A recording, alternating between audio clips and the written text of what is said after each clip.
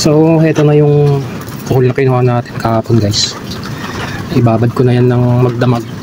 So halos ano na yan, halos 24 hours nakababad. Mayroon pa isa dyan ah. So lilinisan ko na.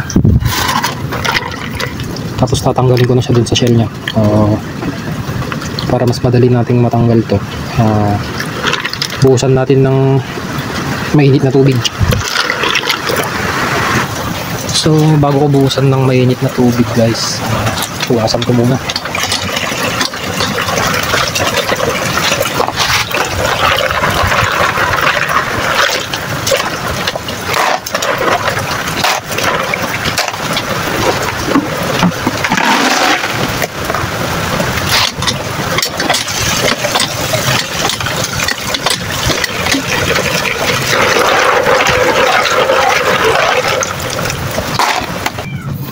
So ayan guys, pwede nang buhusan ng mainit na tubig. So ito, pakulo na kanina. Para mas madaling tanggalin yung laman, kailangan buhusan ng mainit tubig para patayin sila. Tapos hayaan lang natin dyan ng kahit 5 minuto bago natin tanggalin yung laman.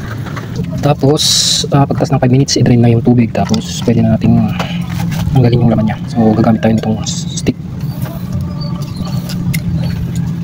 Ito yung pangtusok ng ano to, barbecue stainless. So ayun, makukuha natin ng buo yung katawan niya. So tanggalin lang natin yung itlog kasi yung iba may itlog na. Ayan o.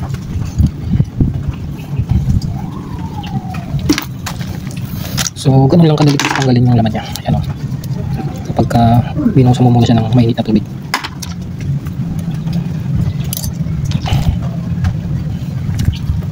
So ito na lahat yung kuhol guys na nakuha natin. Ito na yung mga ricado para sa lulutuin natin na sinanglaw na kuhol. So itatry ko to guys. Ibang putahe naman. Medyo ano na tayo sa ginataan tsaka adobo. So try natin ngayon sinanglaw na kuhol.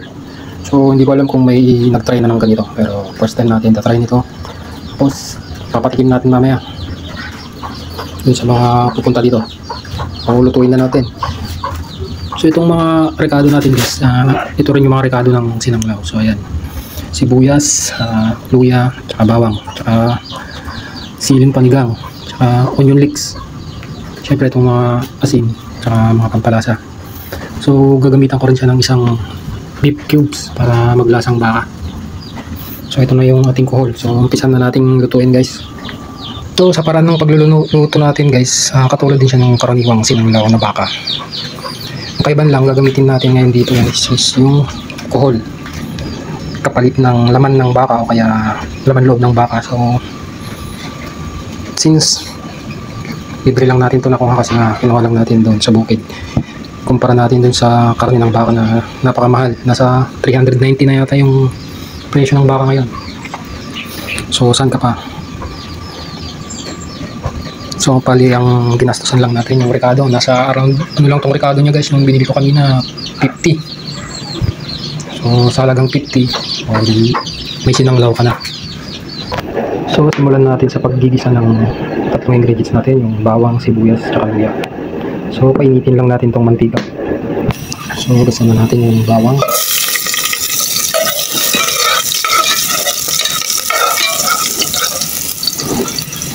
Sunod natin sa sibuyas.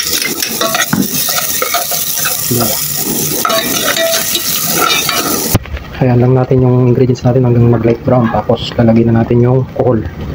So yan guys, medyo nagla light brown na yung ating bawang, sibuyas at saka luya. Lagyan na natin yung kuhol.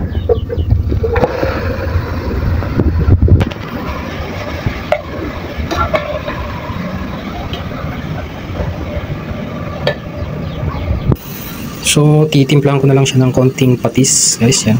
Tansyahan na lang kayo ng bahala kung gaano karami. Hayaan muna natin itong magisa.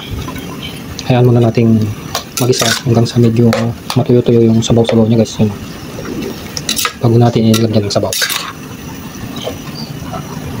Sabay ko na rin yung pampalasa guys, para tansyahan na lang muna yung lalagay. Magdadagdag na lang mamaya kung sakaling kulang. Lagyan din ng durog na paminta. Ayan.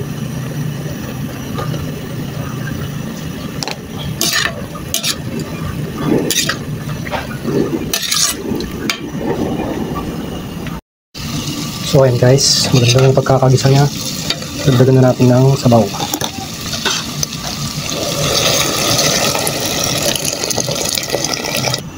So ayan guys, kita nyo na yung sabaw niya. Para na siyang sabaw ng sinanglaw na baka. So ganyan-ganyan yung sabaw ng sinanglaw guys. Kaiban lang nga lang, sinanglaw na kuhol itong ating niluluto ngayon. So hayaan muna natin kumulo ng kahit at least 10 minutes siguro. O takpan muna natin. So ayan guys, kulong-kulo na siya. So try din natin kung makunat ba yung ano niya, laman niya. So kung makunat pa yan, pakulan pa natin.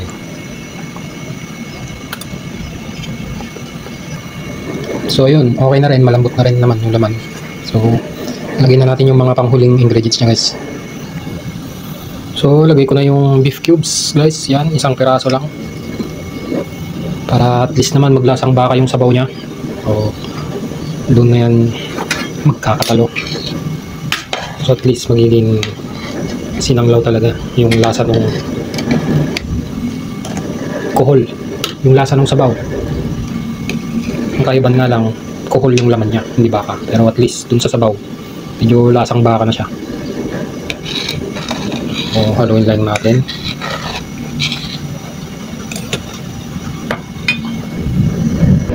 So kita nyo naman yung sabaw niya guys. Ganyan-ganyan yung sabaw ng sinanglaw eh. Medyo naninilaw yung sabaw sa ibabaw, yung mamantika. So dadagdagan na natin ng pampalasa, dadagdagan na natin ng asin, saka yung seasoning. Yan. Tapos lagay ko na rin yung siling haba. Tapos lagyan pa natin ng puting sibuyas. So ayan, bago natin siya hanguin. So ayan lang natin kumulok pa konti para maluto naman yung sili at yung sibuyas.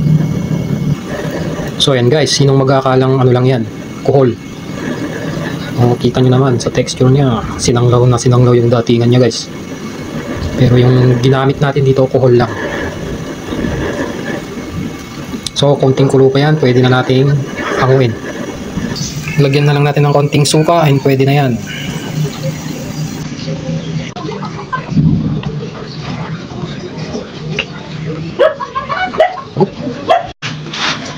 Lagyan na natin ng onion leeks.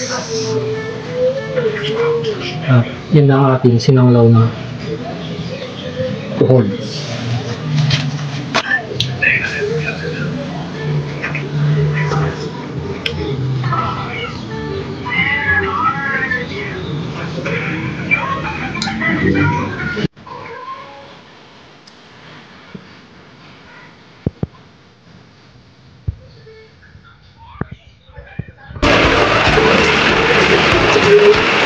So ayan, patiin natin kay Boyet. Anong lasa? Yan. Good, quality.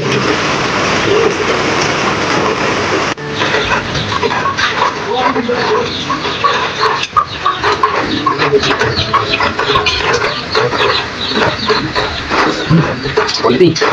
So ayan guys, quality daw yung lasa ng sinanglaw natin. Sinanglaw na kuhol. So try nyo na rin guys, since panahon ngayon ng kuhol, maraming kuhol ngayon kasi nga tagulan. So try nyo, sarap.